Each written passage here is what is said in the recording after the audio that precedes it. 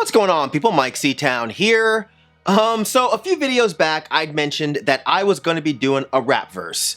If you don't follow my other channel, Dead End Hip Hop, all 5 of us got together and did a posse cut where we rapped a 16-bar verse over a beat produced by BZ430. If you have not listened to it, I'll drop a link down there in the description section. Click it, go check it out. You don't need to come back and leave any little nasty comments about how bad it was, because none of us care. It was all for fun.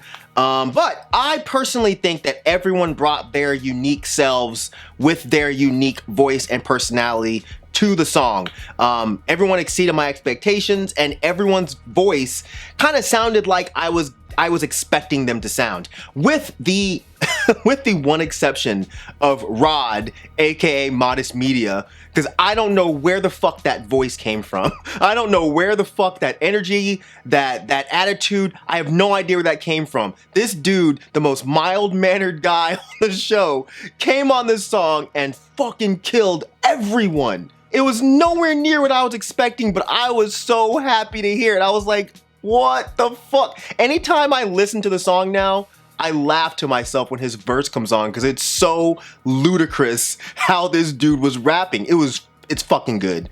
It's really fucking good. But moving past that, everyone's verse was great, I think.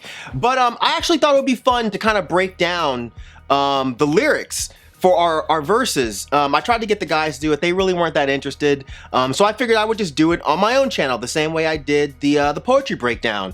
So if you watch this and you actually enjoy it, go harass those guys and tell them that they should do one as well. So getting into this, I already explained to you guys before, I'm fairly confident in my writing as far as like poems go, but I don't like writing in rhyme. I fucking hate it. And I've never written to a beat. That shit is hard. I have a whole new respect for actual rappers. That shit is extremely difficult. But yeah, I just like writing and making up my own rules as I write along. You can't really do that shit. You can, but you can't do that shit with rap. So yeah, people saying that, you know, oh, your verse is bad, you're not gonna hurt my feelings, man. I'm not a rapper, okay?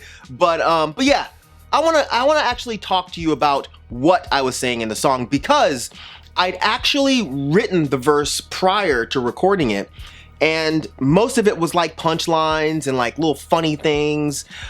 But then at the very last minute, I decided to rewrite everything, because I felt like if I'm never gonna do another rap song ever again in my entire life, I'd like to at least say something that feels more uniquely me and not just a bunch of jokes. So yeah, I got in my head, got a little pretentious, but I guess that's uniquely me. So yeah, so let's kind of get into the lyrics here. The first bar, I said, I'm awake on arrival, 13 famines from 12 angels, the insistence of existence breaking ties from their halos.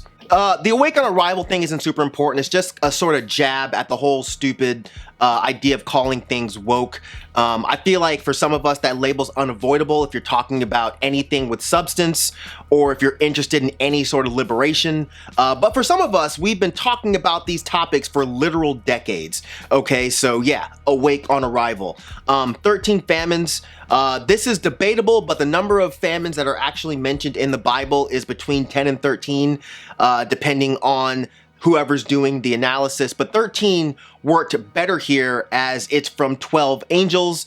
This refers to the 12 angels who guarded the gates in Revelations. So I kind of flipped it on its head and said, what if these 12 angels, instead of guarding the gates in heaven, they decided to just kind of weed the numbers down by introducing famines to us, but also 1312, ACAB.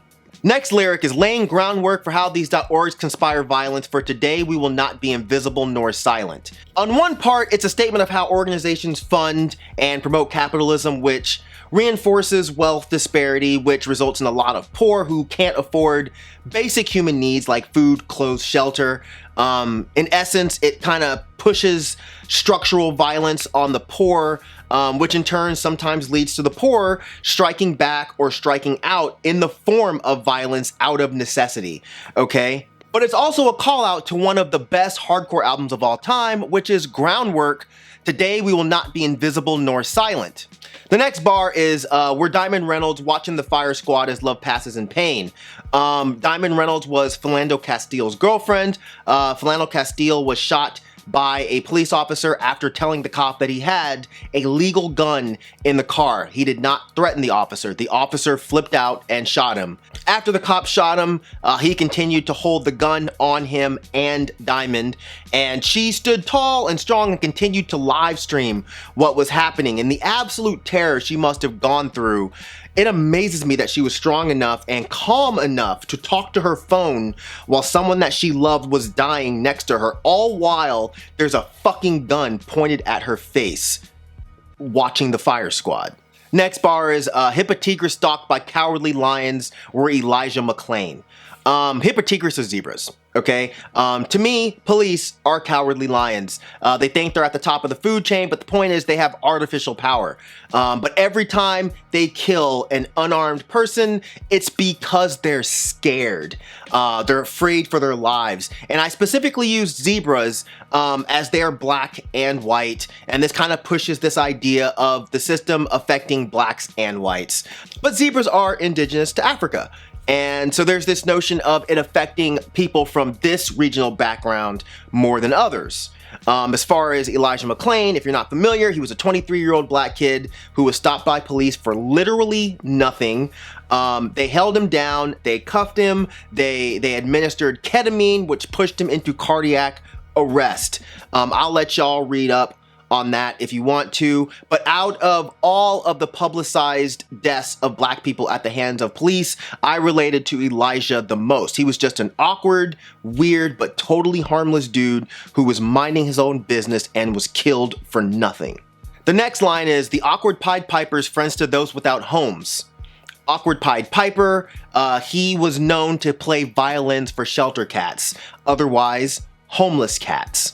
The next bar, where introverts respect the boundaries we're speaking, leave us alone. This is what he said to the police as they were attacking him, and this is the part that resonated with me the most. He is us, we are him, one turns all, Elohim. So for the majority of the verse, I'm speaking in plurals, so we instead of I, and this is because of how I see all of us who are without the level of power that police have to be these people that I've mentioned who were killed by police. We are all of them. Elohim is another word for God or gods. It's one of those words that can be seen as singular or plural. So it's also riding with this idea of all of us being our own God or gods.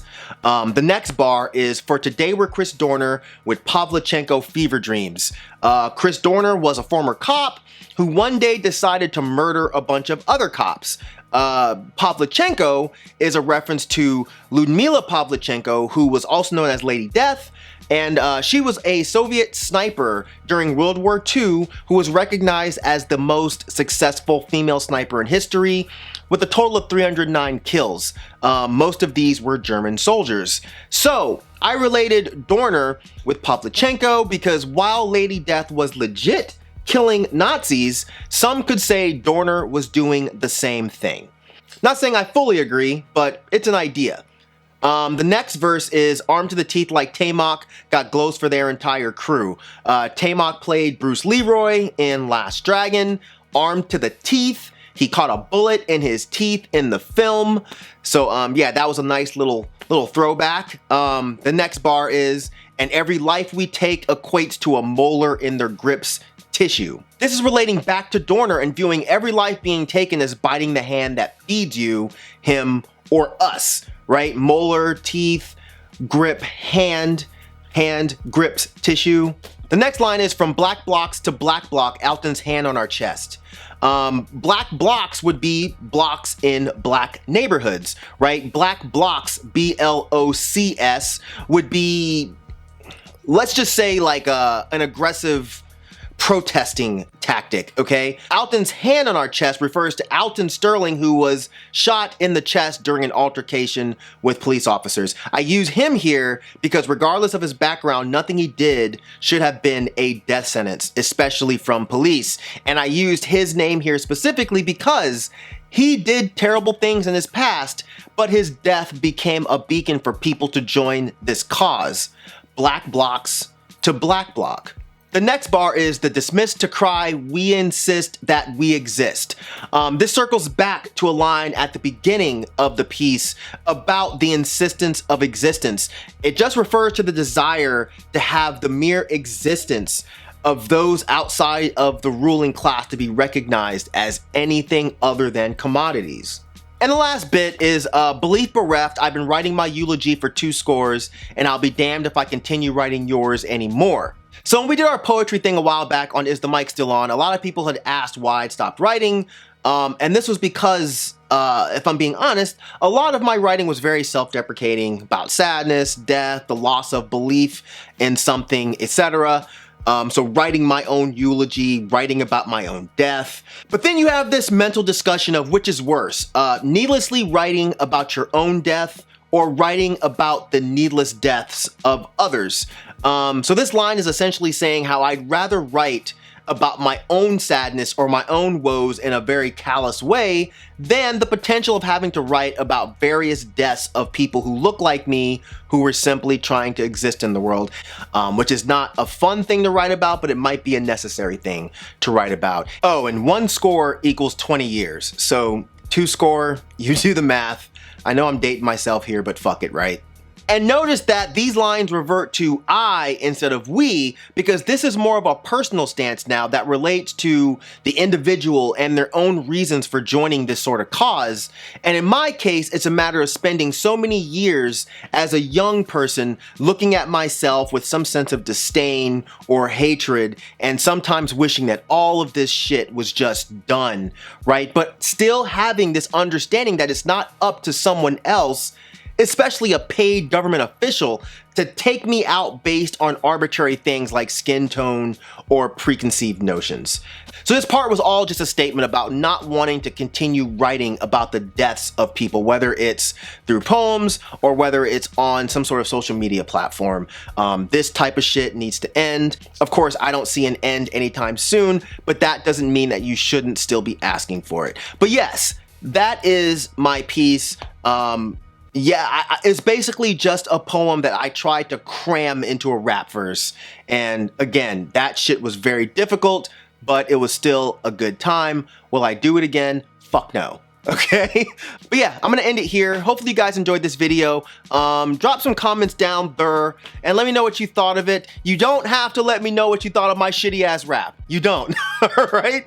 But if you want to talk about any of the concepts that I discussed here, any of the pretentious, heady nonsense that I just threw at you, feel free to drop some comments down there. And yeah, and that's it. As usual, thank you for living, thank you for loving, thank you for being you, and I'll see you guys next time. All right? Peace out.